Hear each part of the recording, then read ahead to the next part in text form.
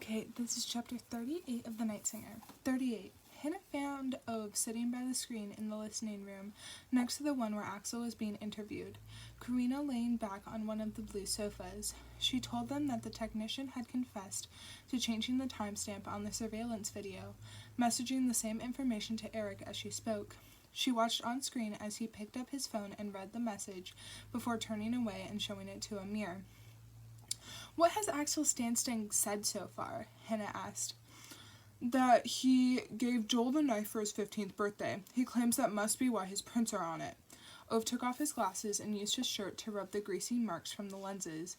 "So how did he explain the manipulated timestamp on the CCTV footage?" They haven't got to that yet. Eric just asked why he left the office, and Axel Stanstein is sticking to his story that it was 2:15 in the morning. Ove put on his glasses again. Hannah studied Axel on the screen. He looked comfortable, leaning back in his chair. His lawyer, sitting beside him, was in an ordinary chair. Both were wearing suits, but Axel's was slightly lighter in color. "I would never murder my son," he said. "My client has given a perfectly credible explanation as to why his fingerprints were found on the knife," the lawyer interjected. "An explanation that, I might add, can also be backed up with the receipt." "A receipt that proves your client bought the murder weapon," said Amir. His face was blank, but Hannah could hear the smile in his voice.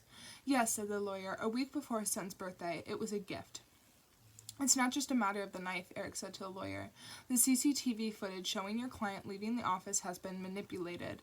For a split second, the lawyer lost his composure. Hannah had met plenty of people like him before, in interrogation rooms in Stockholm, polished on the surface, but with very little going on beneath. In all honesty, some lawyers were different. She had met them too, but she hadn't liked her father's lawyer at all. She had only ever spoken to him once, and it had been clear that he thought her father was guilty.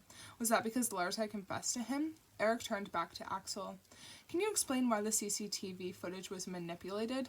For the first time since Hannah had stepped into the listening room, Axel looked annoyed. Was that his way of showing that he was stressed? "The technician got in touch," he said. "He offered to deal with it." "So why did you agree?" "Because I don't have time to be dragged into a murder investigation." Axel glanced at his lawyer, but it was clear the man had no intention of stepping in to help him. "What did you even do when you left the office?" asked Eric. "At around 11. "I can't say," said Axel. "Why?" "I promised I wouldn't." "That answer won't cut it," Eric continued. "Don't you see how this looks?" "I don't have time for this," Axel Stanstein told him, moving to get up. Both his lawyer and Amir told him to sit down. Instead, it was Amir and Eric who left the room. "Come on," said Ove, hurrying toward the door. "What do we do?" Eric asked as they met in the corridor outside. "I'll call the prosecutor," said Ove. "It's not ideal, but we don't have any choice but to hold him. Tell Daniel we'll debrief in your room afterward." Daniel was working on something at his desk, possibly the report from the interview with Benjamin Karlstead. Karina headed straight for the conference table, pulling out her phone as she sat down. Hannah didn't have any energy to try to break through her dislike for her right now, so she chose the farthest seat from her she could, her desk. It was 15 minutes before Ove came back, and everyone hurried over to the table. "Sorry that took a while," he said, slumping into a chair and opening his laptop. "A few things have come to light." "Axel?" asked Eric. "Yes, he's being held in custody, so he'll spend the night in a cell. Question him again in the morning, see whether he's ready to talk then." Daniel told the group that the Buckners had returned to Germany. He had sent them a picture of Axel Stanstein, but neither had been able to say whether he was the cyclist they had passed. O began wiping his glasses again, though they could hardly be dirty already. "I heard from IT," he said. "That's why it took a while. It seems Joel always deleted his search history, but they've managed to recover it, and it paints broadly the same picture as his sketchbooks, that he wasn't doing well emotionally. He Googled suicidal thoughts and methods of suicide, for example. He also seems to have been confused about his sexual orientation." "Was he gay?" asked Daniel. "There's nothing in his sketchbooks to suggest he was." Axel's homophobia had always been clear during high school. At one of the many parties Hannah had been to at his parents' house, he had punched another boy for touching his bum. Hannah didn't for a moment think it had been intentional. No one would be stupid enough to grope Axel. This was the first thing resembling a motive they had found, the likelihood that Axel couldn't bear to have a homosexual son. Unclear as yet, like I said. The IT guys are working on it. They promised to have more for us tomorrow. They've also managed to save a few pictures from his broken phone. This is the latest one Joel took. Ove brought up an image on the computer and turned it to show them. Joel's bruised, bloody face stared out at them from the screen. It looked like a selfie and he was clearly still alive. This was taken at 12:34 a.m., said Ove. Where was he when he took this? Asked Hannah. We sent the picture for analysis. Pass the computer. Ove pushed it over and Hannah zoomed in on the photograph, focusing on different areas of it.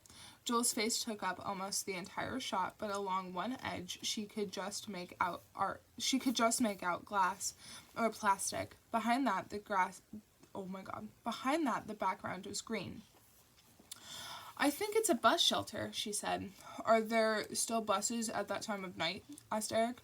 Hardly, Hannah replied. Not during the week, anyway. Do you know where it is? I think there's only one bus shelter in Guard B by the church. Okay, I'll let forensics know, said Ove, massaging the bridge of his nose beneath his glasses.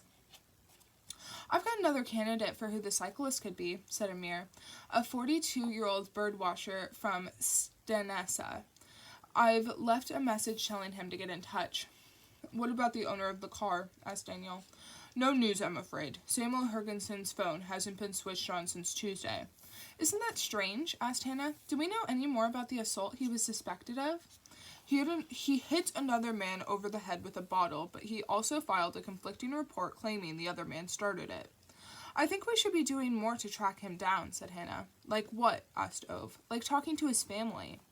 Okay, said Ove, but Axel Stanton has to be our priority right now. Unfortunately, forensics were hindered by the bad weather, which has likely destroyed any evidence on the edge of the road.